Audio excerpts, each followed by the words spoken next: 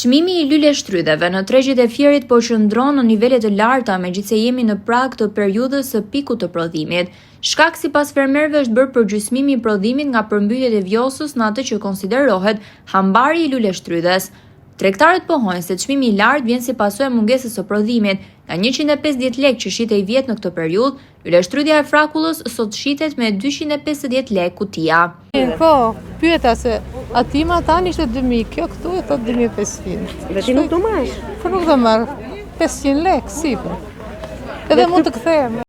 Si është? Në pikun jo pak, do edhe pak në piku, po në prill maj, po kryesorja është që luleshtrydhja është pak më shtrenjtë vit i kaluar, sepse ndikoi edhe rreshtet ato, ndikuan shumë, përmbytjet ndikuan gjithashtu, po thoj se gjysmë e madhe është përmbytjes këtë. Kjo. E ka ndikuar në sasi, po cilësia Në sasi, më shumë në sasi, po cilësia është e mirë, siç e shikoj, nuk është e keq cilësia. Cilësia është e mirë. Kjo i ka dhënë.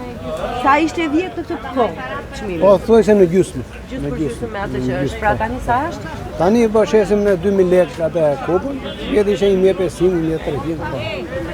Faleminderit. Po, të drejtë po them. Vitin e kaluar në qarkun e Fierit u prodhuan 8700 tonë luleshtrydhe, pjesa më e madhe e kultivuar në zonën e frakullës. Luleshtrydha vendase ka avantazhin e daljes më herët në treg, favorizuar nga klima me diell dhe myzyqes, por këtë sezon dimri dhe përmbytjet kanë përgjysmuar prodhimin.